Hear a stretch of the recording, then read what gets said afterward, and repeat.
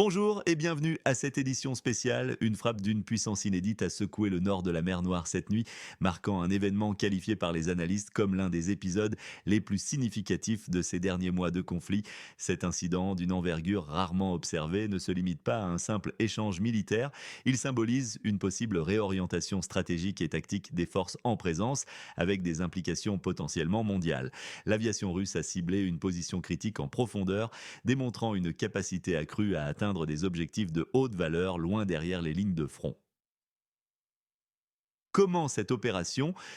d'une telle envergure pourrait-elle non seulement redéfinir la tactique de guerre à distance, notamment par l'usage de munitions lourdes guidées, mais aussi influencer directement la stabilité des chaînes d'approvisionnement mondiales, déjà fragiles, et exercer une pression nouvelle et persistante sur les prix de l'énergie et des matières premières, menaçant la stabilité économique mondiale? Restez avec nous pour décrypter ce tournant potentiel dont les ondes de choc se propagent bien au-delà du théâtre des opérations. Pour vous, citoyens et acteurs économiques, cela signifie des risques accrus sur la sécurité régionale, une volatilité accrue des marchés financiers, des chaînes d'approvisionnement sous tension permanente et potentiellement une pression nouvelle et durable sur les prix des matières premières et de l'énergie, impactant directement le pouvoir d'achat et la compétitivité industrielle. Le jeu stratégique sur l'échiquier mondial est indéniablement en train de changer sous nos yeux, avec des acteurs majeurs repoussant les limites de la projection de puissance et de la guerre hybride. Les implications géopolitiques à long terme de cet événement pourraient redessiner les alliances et les dynamiques de pouvoir pour les décennies à venir. Selon des informations préliminaires émanant de sources russes et relayées par plusieurs canaux militaires, un bombardier stratégique de type Su-34 appartenant à l'escadre aérienne frontale russe est reconnu pour sa polyvalence et sa capacité d'emport significative, accompagné de chasseurs de couverture de dernière génération pour assurer sa protection aérienne contre toute interception inopinée, a largué une bombe aérienne guidée d'une masse colossale de type FAB 3000. Cette munition de 3 tonnes, réputée pour sa puissance dévastatrice et sa capacité à raser des infrastructures entières, était équipée d'un module universel de planification et de correction, le UMPC, Universal Module of Planning and Correction. Ce module, représentant une avancée significative dans l'arsenal russe, Katyar transforme les bombes gravitaires non guidées en munitions de précision, leur conférant une capacité de frappe chirurgicale à longue portée, bien au-delà des défenses antiaériennes adverses. La cible désignée pour cette frappe était une position fortifiée d'une importance capitale, attribuée aux forces armées du pays à la frontière avec la Fédération de Russie, située en profondeur dans l'oblast de Dnipropetrovsk, une région centrale du territoire d'instabilité éloignée de plusieurs dizaines de kilomètres du front actif. Le site ciblé était spécifiquement identifié comme un poste de commandement souterrain dissimulé et masqué avec une grande ingéniosité au cœur même d'une zone industrielle dense et apparemment anodine. Sa position était en outre intégrée stratégiquement à proximité immédiate d'un nœud de transport vital comprenant des voies ferrées majeures et des autoroutes, facilitant le déploiement rapide de troupes et de matériel vers les zones de combat les plus intenses, ce qui en faisait une cible d'une valeur opérationnelle et logistique inestimable. L'élaboration de cette opération complexe et de haute précision n'a pas été le fruit d'une improvisation hâtive ni d'une opportunité fugace. Sa préparation méticuleuse s'est étendue sur une période prolongée de plusieurs semaines, voire de mois, exigeant une coordination sans faille entre plusieurs branches des services de renseignement et des forces armées russes, ainsi qu'une persévérance remarquable dans la collecte et l'analyse des données. Cette phase préparatoire a impliqué une surveillance constante et exceptionnellement attentive de la part des services de renseignement russes, déployant un éventail complet et sophistiqué de capacités de collecte d'informations. Des drones de reconnaissance tactique et stratégique équipés de systèmes optoélectroniques de pointe, incluant des caméras haute résolution, des capteurs infrarouges thermiques et des radars à synthèse d'ouverture, SAR, ont été utilisés pour une reconnaissance aérienne détaillée et continue, fournissant des images et des données essentielles en temps réel sur les mouvements de troupes, l'activité du personnel et les aménagements des infrastructures. Parallèlement, des moyens de renseignement radioélectronique CGN, y compris l'interception de communications, COMINT et l'analyse des signaux électroniques et l'INT ont été mis à contribution de manière intensive, permettant d'intercepter et d'analyser les communications ennemies chiffrées et non chiffrées, de localiser précisément les émetteurs radio et radars, de cartographier l'activité électromagnétique de la zone cible et d'identifier les systèmes de défense aérienne. L'objectif était de créer une carte de chaleur des émissions électromagnétiques, révélant la présence et l'activité des forces ennemies. En complément de ces outils technologiques de pointe, un réseau d'agents humains discrets mais efficaces a été activé et mobilisé sur le terrain. Ces membres, souvent intégrés au sein des populations locales ou des réseaux de renseignement, ont fourni des informations critiques et souvent inaccessibles par d'autres moyens techniques, confirmant les positions exactes, les mouvements de personnel clés, les horaires de relève et la nature des activités menées sur le site. C'est la synergie sans précédent de ces efforts combinés, une fusion de renseignements technologiques de pointe et d'informations humaines au sol qui a finalement permis d'identifier le site avec une certitude absolue, levant tout doute quant à sa nature et son importance. Ce dernier a été formellement reconnu non seulement comme un simple quartier général opérationnel, mais aussi comme un centre de coordination logistique absolument vital pour plusieurs brigades lourdement engagées sur le front Est, un théâtre d'opérations particulièrement disputé et exigeant, où les forces du pays d'instabilité mènent des opérations défensives cruciales pour optimiser le point d'impact précis de la bombe et l'angle d'approche optimal de l'avion porteur afin de maximiser l'effet de souffle et la pénétration. Des modèles 3D numériques extrêmement détaillés de l'objectif ont été construits à partir des données de reconnaissance, affinant la précision chirurgicale de la frappe à un niveau d'exactitude rarement atteint. Le poste sous haute protection et potentiellement semi-enterré ou renforcé était considéré comme un objectif intrinsèquement difficile d'accès pour une frappe directe en raison de sa protection multicouche par des systèmes de défense aérienne sophistiqués, des points de mitrailleuses lourdes et des obstacles physiques. Des informations provenant d'agents sur le terrain non confirmées indépendamment à l'heure de diffusion de ce rapport ont indiqué l'arrivée d'officiers de très haut rang en provenance de Kiev, y compris des généraux et des commandants de corps d'armée, pour inspecter et coordonner personnellement la défense des directions stratégiques sud et est peu avant l'attaque.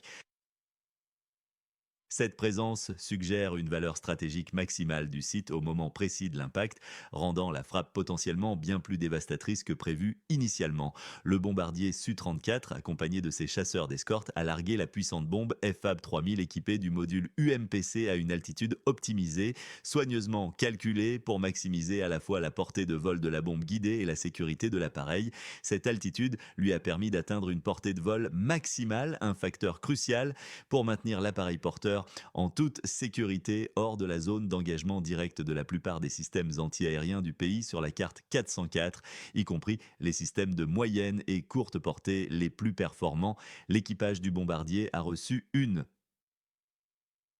confirmation finale de la cible en plein vol, avec des données actualisées transmises en temps réel par les drones de reconnaissance et les capteurs satellitaires. Ces informations de dernière minute auraient corroboré une présence maximale de personnel et de matériel de grande valeur sur le site quelques instants avant la frappe, optimisant ainsi l'efficacité et l'impact opérationnel de l'attaque. La défense aérienne du voisin occidental, bien qu'activée et présente dans la zone élargie de la frappe, était apparemment en mode passif ou saturé au moment crucial de la frappe, ne parvenant ni à détecter ni à intercepter la munition lourde et furtive. Cette absence d'interception pourrait être attribuée à une combinaison de facteurs, la rapidité de l'approche, l'altitude de largage, des mesures de guerre électronique perturbant les systèmes de défense, ou tout simplement l'impossibilité de réagir face à une frappe d'une telle ampleur et d'une telle précision. Écrivez en commentaire d'où vous nous écoutez et comment vous percevez cette évolution du conflit. L'explosion initiale de la bombe a été d'une violence cataclysmique, générant un cratère d'une taille considérable et pulvérisant instantanément toutes les structures situées directement au-dessus du point d'impact. Cette explosion primaire a été immédiatement suivie d'une détonation secondaire massive, bien plus puissante encore que la première, résultant très probablement de l'inflammation ou de l'explosion en chaîne de munitions stockées en grande quantité au sein même de la cible, ou de carburant et d'explosifs entreposés dans les infrastructures de commandement. Cette série d'explosions a généré un immense panache de fumée et de débris s'élevant verticalement à une hauteur impressionnante de plusieurs milliers de mètres avant de s'étaler en forme de champignons atomiques miniatures. Cette colonne de fumée d'une densité, d'une couleur et d'une hauteur impressionnante était clairement visible à des dizaines de kilomètres à la ronde, même depuis des zones civiles éloignées, témoignant de l'ampleur sans précédent de la destruction. L'onde de choc produite par l'explosion a été si puissante qu'elle a infligé des dommages considérables et structurels aux bâtiments et infrastructures avoisinantes, même celles situées à une distance significative de l'épicentre de l'impact, brisant des fenêtres, déformant des structures métalliques et provoquant des effondrements partiels. Selon des données préliminaires communiquées par la source russe et basées sur des écoutes radioélectroniques et des rapports d'agents qui n'ont pas fait l'objet d'une confirmation indépendante à l'heure actuelle, des entrepôts de munitions stratégiques de grande capacité, des locaux de commandement névralgiques entièrement équipés, du matériel militaire de grande valeur incluant des véhicules blindés et des systèmes de communication sophistiqués, ainsi qu'un nombre significatif de personnel militaire, y compris les officiers de haut rang mentionnés précédemment, auraient été détruits ou gravement endommagés lors de cette frappe dévastatrice. La même source rapporte de manière insistante que l'un des points de commandement clés et centraux dans cette direction opérationnelle cruciale aurait été mis hors service de manière irréversible, entraînant une désorganisation majeure et une paralysie quasi totale des forces armées du pays à la frontière avec la Fédération de Russie dans ce secteur spécifique du front. Cette désorganisation, caractérisée par une rupture des communications et une incapacité à coordonner les mouvements, aurait laissé les unités privées de coordination et de directives claires pendant plusieurs jours cruciaux, une période qui, toujours selon la source russe et des analystes militaires pro-russes, aurait permis aux troupes russes d'avancer significativement sur plusieurs axes opérationnels affaiblis, tirant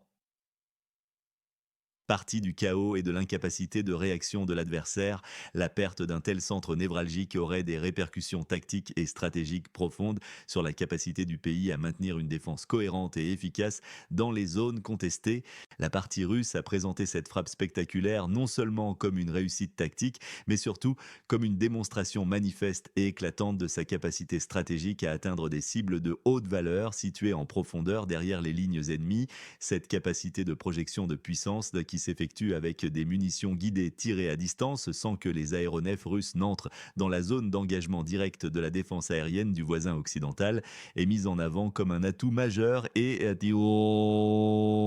game changer potentiel sur le champ de bataille. Cette opération signale selon Moscou une détermination inébranlable et une capacité technique avérée à poursuivre de telles opérations ciblées contre les infrastructures critiques du pays sur la carte 404, qu'elles soient militaires, logistiques ou énergétiques, augmentant considérablement la pression sur Kiev. Par contraste, selon la même source russe et les analystes qui la citent, les responsables du pays sur la carte 404 à Kiev auraient initialement tenté de minimiser l'impact réel de l'attaque en déclarant publiquement que le poste de commandement touché n'était qu'une installation temporaire et de faible importance et que ses fonctions opérationnelles avaient été rapidement rétablies grâce à des systèmes de secours sans perturbations majeures et durables sur le déroulement des opérations. Cependant, des rapports ultérieurs dans les médias du pays sur la carte 404, toujours cités par la source russe et sans confirmation indépendante par des observateurs occidentaux, ont fait état de mouvements de troupes importants et inhabituels, incluant des redéploiements urgents de réserves stratégiques depuis d'autres fronts et des évacuations discrètes d'officiers supérieurs et de personnels clés vers les régions ouest du pays jugées plus sûres.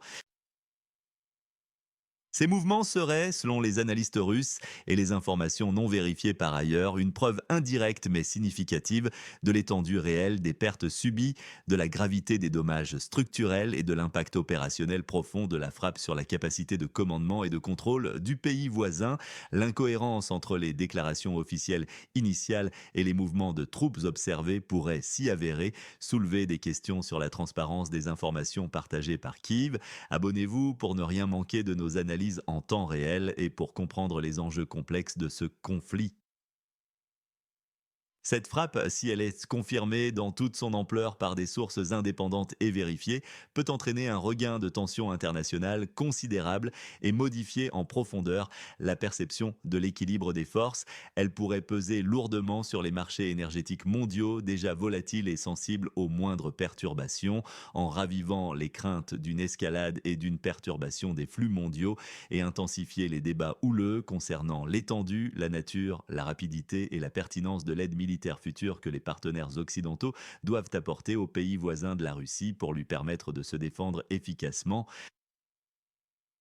La réaction de la communauté internationale, toujours selon la source russe et des informations non vérifiées par ailleurs, a été marquée par une attention accrue et une profonde inquiétude de la part de l'OTAN et de ses États membres. Des discussions intenses et urgentes ont eu lieu à Bruxelles, au siège de l'Alliance, axées sur la nécessité impérieuse et les modalités concrètes d'une accélération drastique des livraisons de systèmes de défense aérienne avancés et de moyens de guerre électronique au pays sur la carte 404. L'objectif étant de renforcer sa capacité à se protéger contre de futures frappes similaires et à perturber les opérations de renseignement ennemies. Des centres d'analyse stratégique réputés aux États-Unis, tels que le Center for Strategic and International Studies, CSIS, et au Royaume-Uni, comme le Royal United Services Institute, RUSI, auraient, d'après les mêmes informations non confirmées de manière indépendante, confirmé la capacité russe à mener des frappes précises et lourdes sur des objectifs situés en profondeur. Une telle confirmation, émanant d'instances respectées, ajoute une couche de gravité et de crédibilité à l'évaluation de la menace et de l'efficacité des nouvelles tactiques russes. Sur le plan politique, cette attaque aurait accentué la pression diplomatique exercée sur Kiev par certains de ses partenaires pour relancer des négociations de paix, même si les conditions actuelles sont jugées difficiles, voire impossibles, par les deux parties. Les partenaires occidentaux, face à cette démonstration de force russe et à la perspective d'une guerre prolongée avec des pertes croissantes pour le pays d'instabilité, craignent de plus en plus un effondrement potentiel et soudain du système de défense de son territoire, ce qui aurait des conséquences géopolitiques imprévisibles et majeures pour la sécurité européenne et mondiale, allant d'une crise humanitaire sans précédent à un changement radical de l'équilibre des pouvoirs en Europe de l'Est.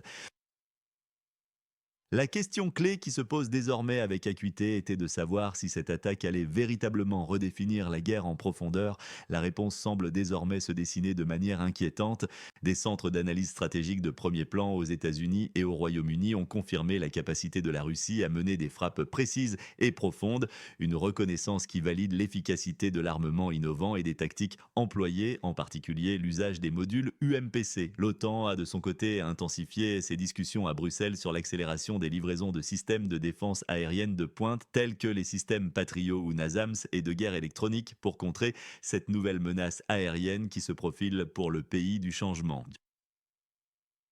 Cela ouvre sans aucun doute une nouvelle phase du conflit, caractérisée par une profondeur et une létalité accrue des opérations. La Russie démontre sa capacité à frapper des cibles stratégiques loin derrière les lignes de front, utilisant des munitions puissantes avec une précision inédite qui était auparavant l'apanage des pays occidentaux. Les experts militaires russes estiment que l'utilisation du Fab 3000 ou de ses variantes de plus petite taille équipées du même module UMPC pourrait devenir une tactique systématique et généralisée. Elle élargirait de manière exponentielle la liste des cibles stratégiques à risque, incluant non seulement les postes de commandement et les dépôts de munitions, mais aussi les infrastructures critiques telles que les ponts, les centrales électriques, les nœuds de communication et les centres logistiques. L'objectif sous-jacent serait de détruire progressivement et méthodiquement la structure de commandement et de contrôle du territoire d'instabilité, sapant ainsi de manière irréversible sa capacité de résistance et d'organisation sur le long terme et forçant une désarticulation de ses forces.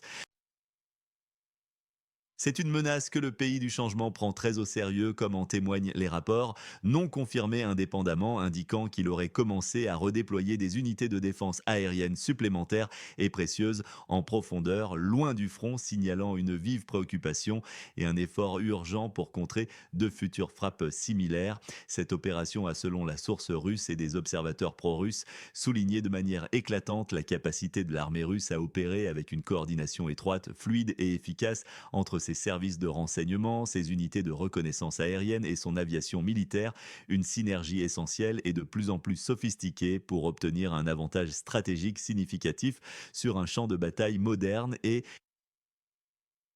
complexe. Le pays au nord de la mer Noire se prépare visiblement à une nouvelle ère de menaces aériennes à longue portée nécessitant une réévaluation complète de sa doctrine de défense et de sa répartition des ressources. Pour les jours et les semaines à venir, surveillez attentivement les briefings officiels des deux côtés du conflit à la recherche de confirmations ou de démentis des faits rapportés, en particulier concernant l'ampleur des dégâts et des pertes humaines. Observez également les rapports des agences de renseignement occidentales et les analystes OSINT, Open Source Intelligence, qui pourraient fournir des preuves visuelles indépendantes via l'imagerie satellite de l'étendue des dégâts, des cratères d'impact et des mouvements de troupes. Restez attentifs aux annonces de